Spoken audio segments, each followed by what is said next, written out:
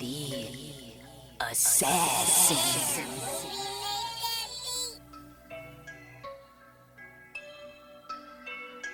You know I break necks, call me Jack Tate.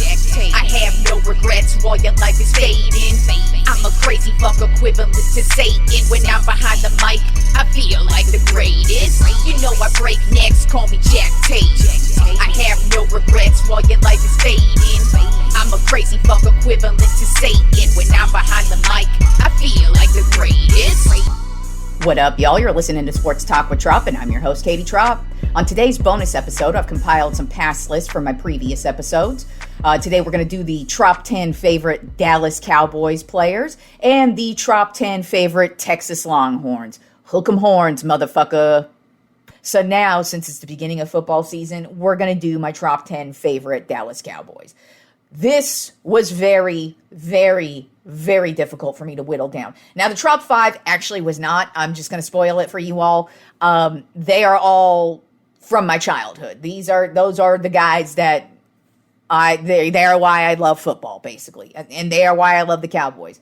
There aren't any guys who are playing right now, but I will say Dak, CD, Micah Parsons, those are three guys I look at who, depending on how their careers develop, they could potentially bust into this Tropp 10, especially if they win a Super Bowl. If they win a Super Bowl or do something crazy, like Micah Parsons wins like an MVP as a defensive player or some shit like that, those are type of things that could bust you up into it. But definitely winning a Super Bowl or 2 or 3 or 5 would be excellent. But so none of the new guys that are currently playing are in this. That's just simply because they could add to their resumes and they could add to memories of mine. Whereas this Tropp 10, these are all guys, not just from the Super Bowl years. There are other guys sprinkled in there, but man, when I was a kid, the Cowboys were so good, and it was so difficult for me to whittle this down to 10. I mean, I was like, shit. There's this guy, there's that guy. There are so many I probably could have made this a Tropp 20 if I really wanted to. But I made it a Tropp 10. So let's start off with number 10 on my Tropp 10 favorite Dallas Cowboys. Offensive lineman, the OG, because he played offensive guard, but the OG, Larry Allen. Unfortunately, he did die last year, of course, but this is one of the greatest offensive linemen to ever play the game. And I will say it now, he is the greatest offensive lineman in Dallas Cowboy history. And that says a lot because we've had some great ones, but Larry Allen is it. He was a Dallas Cowboy from 1994 to 2005.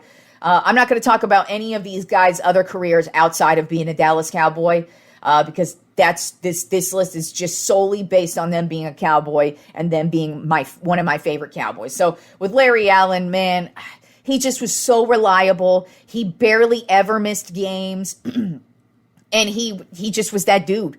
He was the anchor of that amazing offensive line we had. And that says a lot because that offensive line was stacked. But Larry Allen was the pinnacle of that offensive line. And anybody will tell you, any defenders that had to go up against Larry Allen, they were like, fuck, I got to go up against Larry Allen. Even some of the craziest, like John Randall. John Randall is one of the craziest defensive ends we've ever had in the history of the league, and even he didn't like going up against Larry Allen. So that just tells you what a beast Larry Allen was, but he was one of my favorite dudes to watch, and shout out to him. We won 2 Super Bowls with him because he wasn't a part of the first Super Bowl winning team, but since the day he was drafted, he was one of the most reliable players ever in the history of the Dallas Cowboys. Then at number 9 on my Tropp 10 favorite Dallas Cowboys, Darren Woodson. Played safety from 1992 to 2004. As a matter of fact, he was a Cowboy lifer. Played his entire career with the Dallas Cowboys. And I loved Darren Woodson. He was such a silent killer. You knew Darren Woodson was there, but you really didn't. He was always in the right place at the right time. He was knocking motherfuckers out. He would sometimes get you an interception every once in a while. And this guy deserves to be in the Hall of Fame, by the way. He keeps getting looked over for the Pro Football Hall of Fame, but I'm looking forward to the day he finally makes it in there, just because I feel like not only was he one of the best Dallas Cowboys safeties, but basically of the 90s, he was one of the most consistent safeties out there, and he was one of the anchors of this defense. I mean, I bet you the majority of the defenders who played with him would tell you Darren Woodson led this defense, and he was the anchor of it all, even if he wasn't making the big plays, even though a lot of the times he was. I mean, he was always in the backfield. He was always sacking quarterbacks, taking down running backs behind the line of scrimmage. It was just amazing to watch Darren Woodson, and definitely one of my personal favorite Dallas Cowboys. Then at number 8 on my top 10 favorite Dallas Cowboys, good old Jason Witten. Played tight end from 2003 to 2017. Retired in the 2018 year and then came back in 2019 because he said he wanted to play with Dak Prescott. He actually holds the NFL record for the most games played at tight end. And just what I loved about Jason Witten, one of the most reliable dudes ever. You knew if the ball was anywhere in his vicinity, that motherfucker was battling for it. One of my favorite plays ever was a Monday Night Football game against the Philadelphia Eagles. It might have been Sunday Night Football, but I'm pretty sure it was Monday Night Football. I know it was one of the night games. But basically, a Philadelphia defender comes trucking at Jason Witten. He loses his helmet, and fucking Jason keeps on running and scores a fucking touchdown. That is one of his signature moments. If you are a Cowboys fan, you know exactly what play I'm talking about. Like I said, I'm pretty sure it was Monday Night Football, though, but could have been Sunday Night Football. But Jason Witten was one of the most reliable players of all time. And just loved it watching him come to work every single day as a Dallas Cowboy. Then at number 7 on my top 10 favorite Dallas Cowboys, I know this is a guy who is not on most people's list, but I fucking love Terrell Owens. Played wide receiver for the Cowboys from 2006 to 2008. As a matter of fact, one of my least favorite days as a Dallas Cowboys fan was when they released Terrell Owens. I was so fucking pissed off. When I saw the breaking news that we released Terrell Owens, I was like, fuck you motherfuckers, because I love me some T.O. Not only was he a fantastic fucking football player, but fine as hell. And yes, that gets you some points in my book. But T.O., I loved it. He was so electric on the field. He would cross over the middle. He was so reliable, and I just loved watching him play. And like I said, the day the Cowboys released him, I was pissed. Pissed the fuck off. Because I think he could have done so many great things for us. And his time as a Cowboy, he produced on the field. He was always there to play the game, and he was just a fun player to watch. I just loved T.O. I actually always loved T.O. I loved him as a Niner. I hate saying this, but I loved him as an Eagle. I loved him when he played with the Bills. I think he played with the Bengals too. But man, T.O., I loved me some T.O. I still love me some T.O. And whenever I think about those couple of years we had T.O., it was just so fucking phenomenal because he was such a good wide receiver, and it was so fun to see him just mollywop defenders on a weekly fucking basis. Then at number 6 on my top 10 favorite Dallas Cowboys, DeMarcus Ware. Played defensive end for the Cowboys from 2005 to 2013. I actually was really happy for him when he went to the Denver Broncos and they won Super Bowl 50 because one of the most reliable players we ever had. He never wanted to miss a game. He would go all out every single game, and he just made quarterbacks' lives hell. And he would do it with the world's biggest smile on his face. He was such a beast, but looks like the most gentle giant you will ever fucking meet. But DeMarcus Ware, I loved DeMarcus Ware. I loved every game he played in. And see, when the Cowboys released him, it didn't piss me off like it did T.O. Because with DeMarcus, it was about, he wanted to get paid. The Cowboys couldn't afford him. And it was just one of those things where it just had to happen. Whereas with T.O., they just let him go because some fucking Jason Garrett's little dainty fucking ass didn't like him. And fuck Jason Garrett, that little cunt. But anyways, DeMarcus Ware, when he left, it wasn't that type of way. It was just one of those business deals where he had to go. But I loved his career as a Cowboy. I always will think of him as a Cowboy, and it actually pisses me off that he didn't win a Super Bowl as a Cowboy, and he won one as a Denver Bronco, but he 100% deserved it because he would go on to have a great career with the Denver Broncos as well. Now at number 5 on my top 10 favorite Dallas Cowboys, Charles Haley.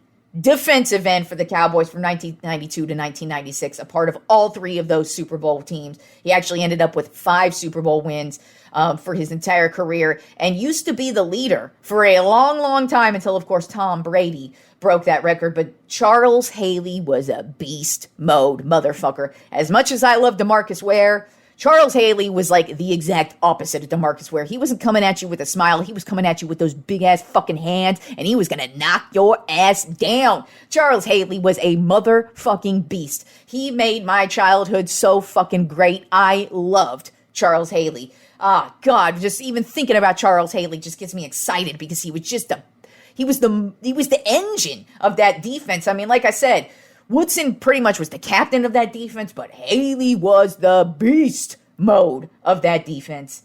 And I loved me some Charles Haley.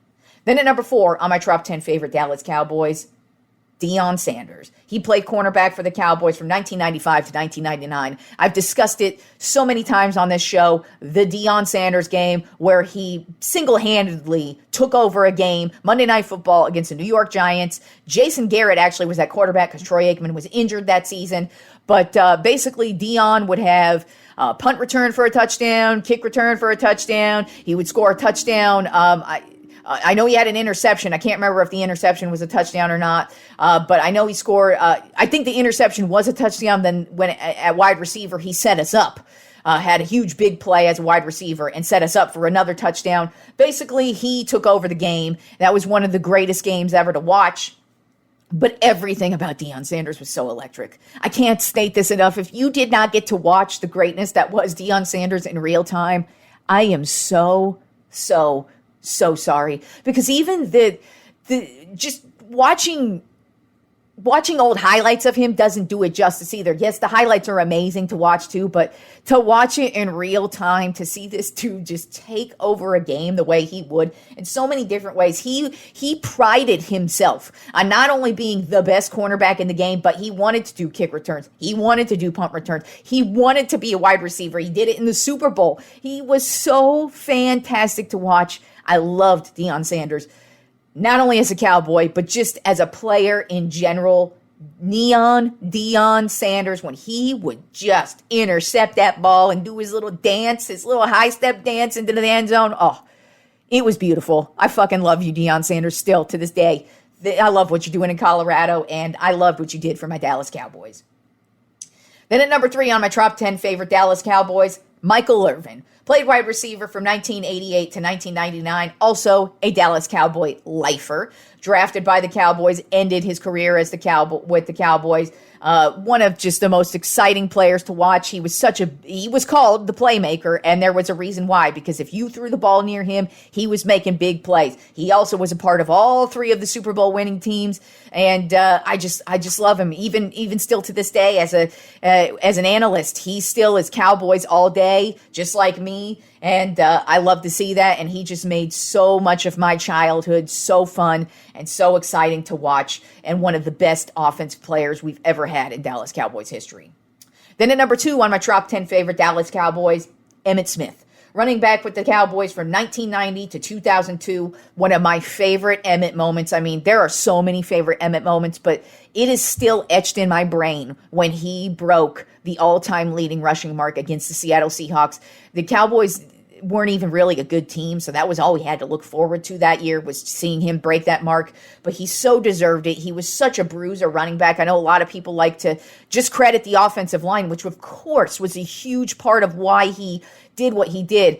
But I'm sorry, man, if you don't see the greatness that was Emmitt Smith, you don't even know what a good-ass running back he was. He was so durable. He played through so many fucked up injuries, fucking dislocated shoulders and all this kind of shit, and he would still show out every single time.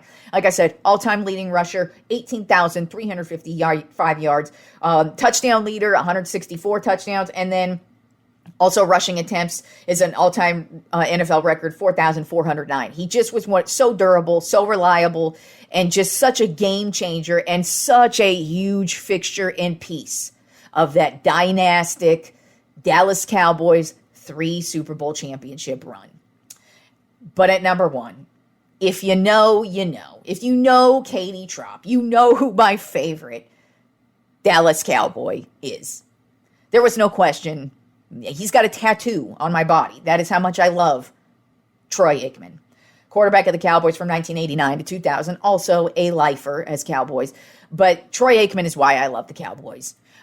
Since I was a kid, I still remember the first poster I had on my wall was a Troy Aikman poster where he was in like a Cowboys hat, kind of dressed like a cowboy with like cowboy boots and stuff. It said "Strong Arm of the Law" on it.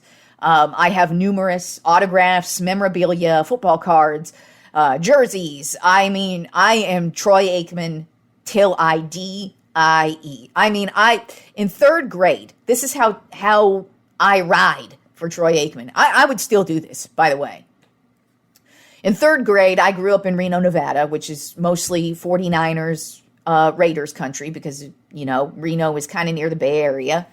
So I grew up with mostly Niners, Raiders fans. And I remember this kid, he just moved from Texas. I can't remember exactly where, but he moved to Reno from Texas, and he was a Cowboys fan as well. So we were like the two Cowboys fans in class. I was in third grade, by the way. This is when, at the height of the Cowboys Niners rivalry, by the way. And I remember they had this kid cornered, and they're talking shit to him about how the Cowboys suck, blah, blah, blah. And I remember saying to myself, if any of these motherfuckers come over talking shit to me about the Cowboys, it's on. So one of these motherfuckers comes walking up to me, and I'm wearing a Troy Aikman shirt. And he says to me, Troy Aikman sucks.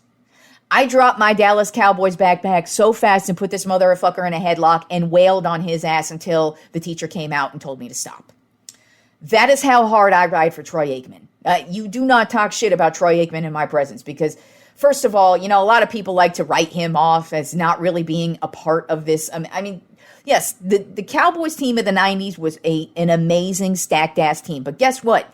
Every Super Bowl team is a good overall team. But any dynasty team, they are stacked with Hall of Famers. So if you look at every dynastic team throughout the history of the league, it's not just one player who wins it. And everybody will tell you from the Cowboys of the 90s who played with Troy Aikman, he was one of the best to ever do it. He was reliable, he was a leader, and he didn't put up with shit. He wanted to win, and that was what he did. I know a lot of y'all don't know this, but Troy Aikman was basically Tom Brady before Tom Brady hit the league. Troy Aikman was the youngest dude winning the Super Bowl. Troy Aikman was the youngest dude winning these playoff games. He used to own a bunch of fucking records before the great Tom Brady came in and raped all of the quarterback records, as we all know them to be now.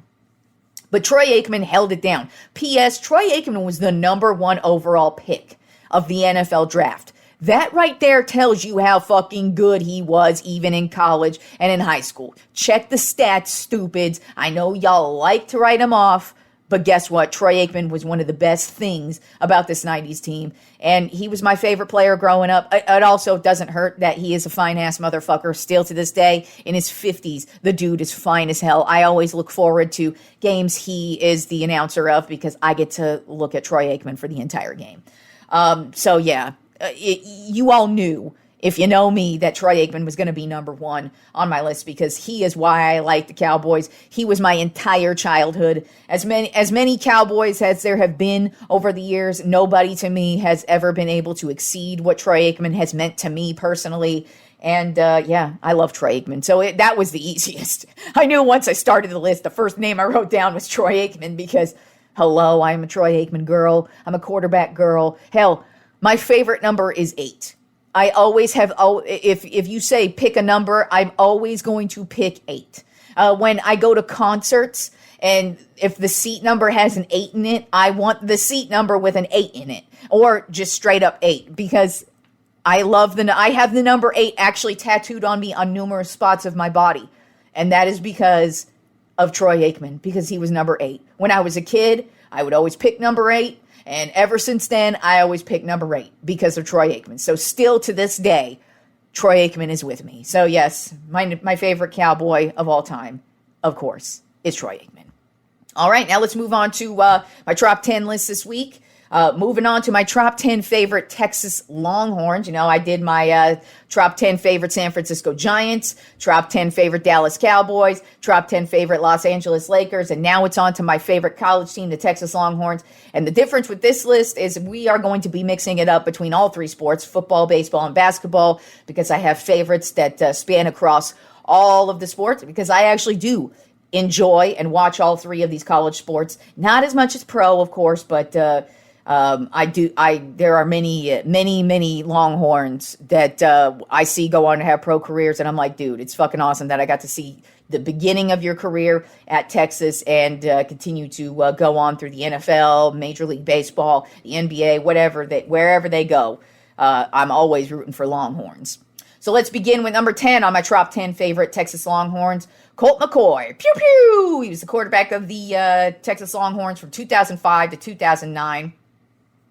And he was an extremely consistent quarterback. As a matter of fact, I actually said it on the last episode. He was the last good quarterback we had up until Quinn Ewers last year. Up until Quinn Ewers, and now good old Arch Manning. It's been so fucking long since we've seen any halfway decent quarterback play since Colt McCoy. But McCoy had some zip on his arm there, and he just was so consistent. The only thing that sucked about McCoy is that a couple of his seasons got ruined due to injury, and one of those seasons, it actually happened in the national championship game, right at the beginning of the game. Who knows how that game would have turned out? I mean, it was against a good Alabama team. As a matter of fact, that was the beginning of the reign of the Alabama dynasty and Nick Saban era. So we basically started that shit. But who knows how that would have ended up had Colt McCoy not got injured. But anyways, he did get injured. He got injured another year as well. But it's like we unfortunately didn't win a national championship under him. But I mean, I feel like had he stayed healthy those couple of seasons that got ruined by injuries, we could have at least one national championship. But he had a very successful career. What I liked about him, like I said, he was so consistent. You knew when he came out, he was going to give it all. And he was going to turn every receiver, every tight end around him into a much better player. And he was a very consistent and a very excellent Texas Longhorn. Owns a shit ton of records, too. Then at number 9 on my top 10 favorite Texas Longhorns, Limas Swede. Played wide receiver for the Texas Longhorns from 2004 to 2007. This was another consistent motherfucker. He played with both McCoy and Vince Young, but they both could count on him. You just always knew if you bombed it downfield, Limas Swede was going to be there, and he was so reliable, never dropped the pass. Got to say, too, I have a little tiny personal connection to him. I used to work at a little postal store, kind of like a UPS store, but it was owned by it was a small business, and I used to run the place. And Limas Swede actually would come in on a regular basis, and he'd come in and talk football. Now this was post even his NFL career, but what I liked about it is I got to actually ask him a whole bunch of questions about who he played with, who was his favorite quarterback he played with. As a matter of fact, his favorite quarterback to play with. So he played with Colt McCoy, Vince Young, and Ben Roethlisberger. These are all three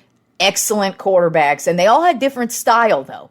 But he played with all three of them. His favorite, he told me, was Colt McCoy. So I got to talk to him on that type of level, where I got to actually ask him fun, interesting questions, at least for me, because I love the sport of football just in general. And if I'm able to ever have a chance to speak with somebody who's ever played at that type of level, I want to talk to them. And, unfortunately, Limas's career got completely marred by injuries in both his college career and his pro career. But, I mean, his pro career was really cut short due to injuries.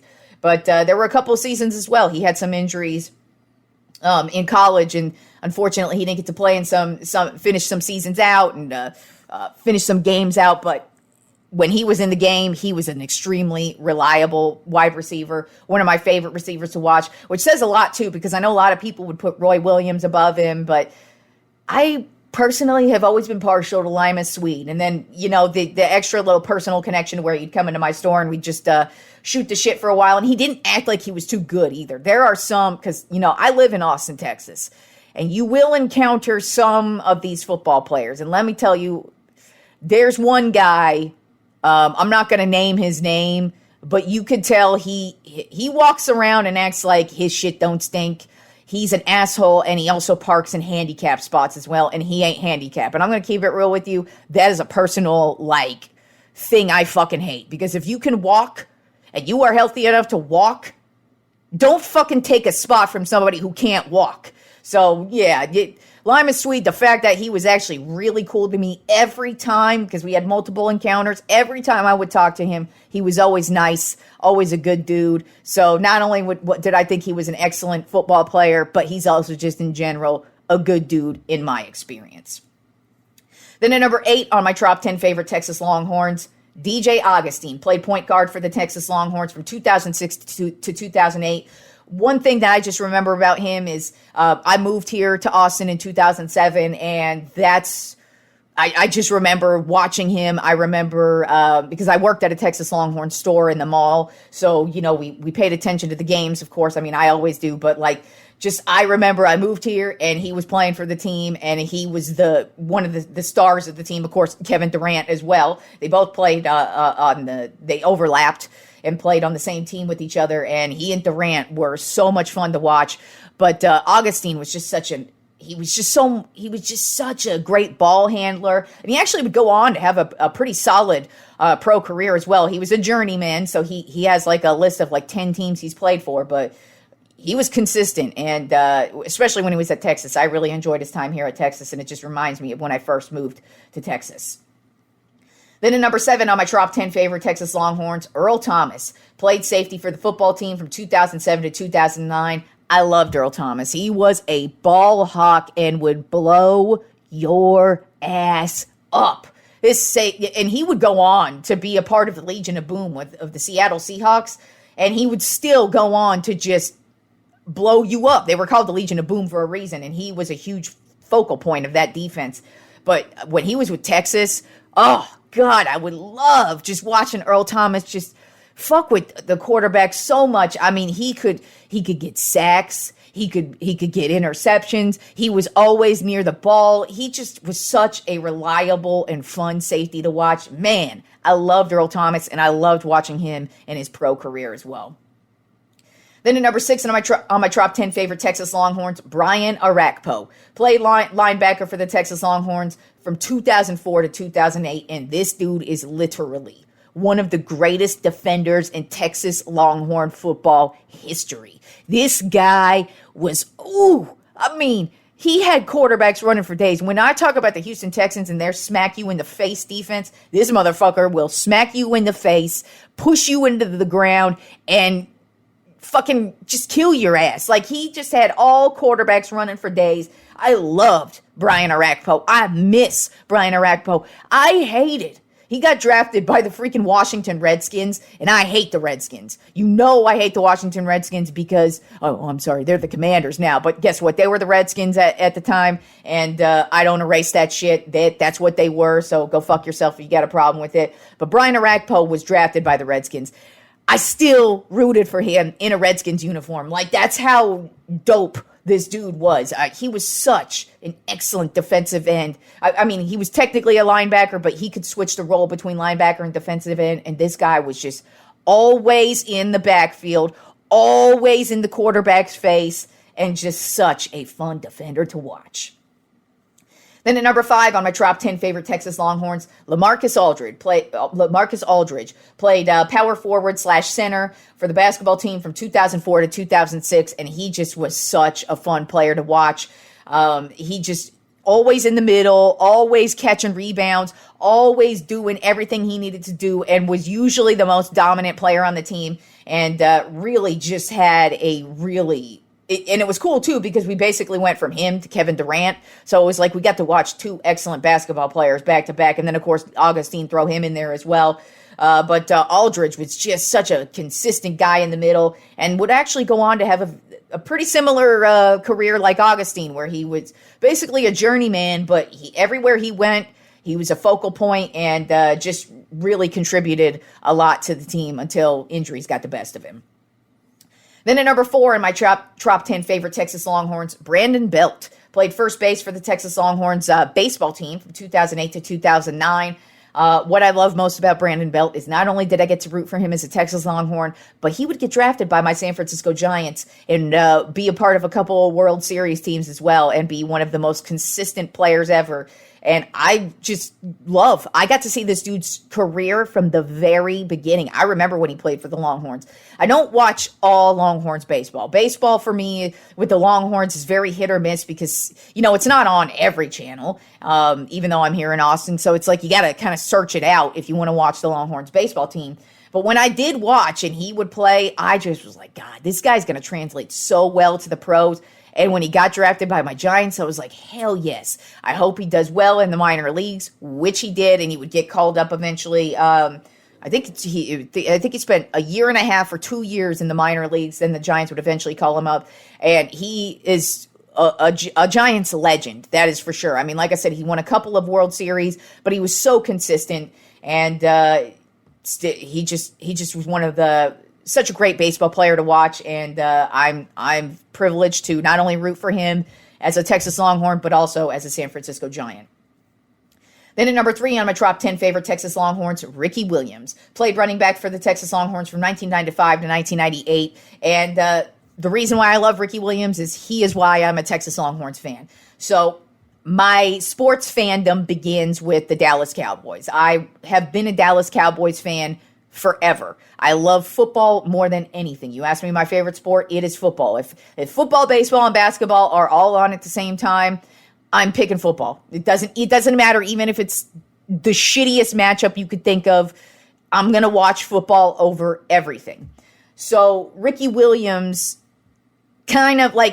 I kind of was like already leaning towards being a Texas Longhorns fan as a kid because I was a Dallas Cowboys fan. So they kind of was like, oh, I should probably root for the Longhorns because I root for the Cowboys. But Ricky Williams really busted it open for me and really made me a Longhorns fan because I specifically remember his Heisman Trophy 1998 season. He obliterated everybody. I mean, you want to see some of the greatest running back, just the greatest running style you could see, running back wise. Like it's something of an art to watch a running back the way Ricky Williams was a running back back in 1998, especially his Heisman Trophy year. He broke or tied 21 records in the 1998 season, or at least over his spanning career, because the 97 season was also a fantastic season for him as well. But 98 was what really just put him above everybody. But you just want to see some amazing running back style. Just he would run through people, but he also had a finesse about him. He could catch out of the backfield as well. He just was such a Swiss Army knife as a running back, but he still would just mow through your ass. And he's why I'm a Longhorns fan. So, and it's that 98 season because I just remember as a kid, I was like, man, this guy is awesome. And I've basically been a Longhorns fan ever since that 1998 season with Ricky Williams. Then at number 2 on my top 10 favorite Texas Longhorns, Kevin Durant. Played forward only for a season, the 2006-2007 season, but that's because they created that stupid rule where you have to play one season in college basketball and then you could go into the draft. Because we all know Kevin Durant would have gone straight from high school to the NBA if he could have, but he couldn't. He chose to play at Texas, and that season that he played at Texas was so much fun to watch. One of the best seasons I've ever watched as a Texas basketball fan. And I just feel it's just great to not only have seen him play here at Texas, but I mean, when I was watching him, I remember I'm like, this guy, he's going to be good. He's going to be good once he hits the NBA, and not meaning he's just going to be good. Like I used to think, now he's not on this level, but I used to think he was going to be the next Kobe because he could score at will, just like Kobe could. That was what I saw in Kevin Durant, and that's why I was like, yes, I'm seeing the next Kobe. Now, Kevin Durant has created his own lane and done his own thing. I know a lot of people, they're very waffly on Kevin Durant. Some people hate him. Some people love him. Me personally, I love him. He's been a Longhorn. I respect his entire career. And but like I said, he ain't Kobe.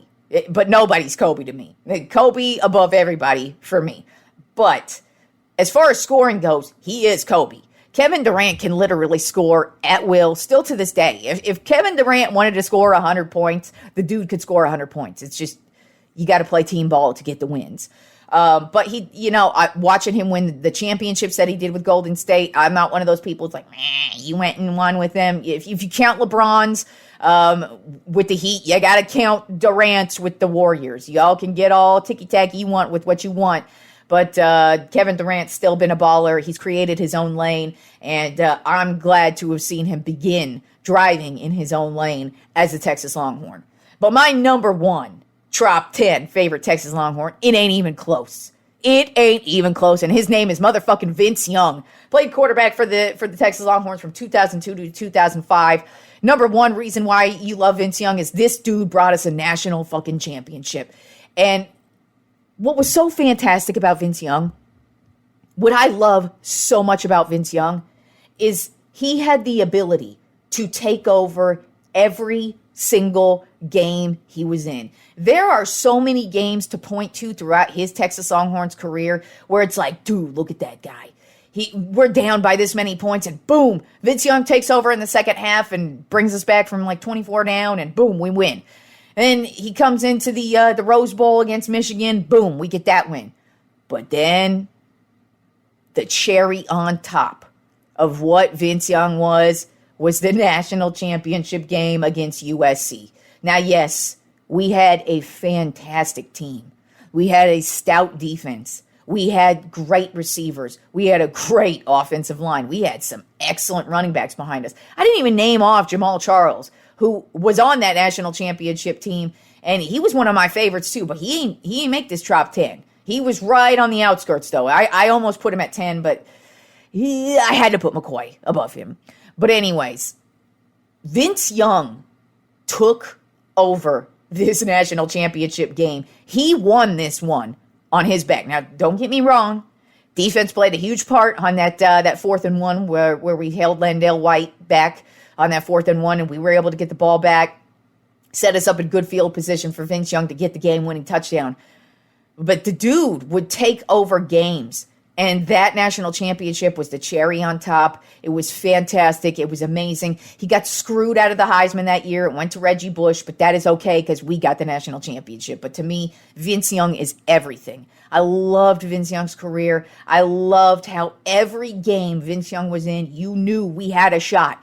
You knew, even if we were down, it didn't matter. Vince Young was that type of player, and he proved it on numerous occasions that he could take over, and he was bringing us back. And he even did it on the mountaintop and brought us back a national championship to Austin, fucking Texas, y'all. So Vince Young, always going to be number one. Dude's got a tattoo on my body. If you are my favorite type of player, you get a tattoo on my body. Vince Young has a tattoo on my body because Vince Young is my favorite fucking Texas Longhorn. And he was so much fun to watch.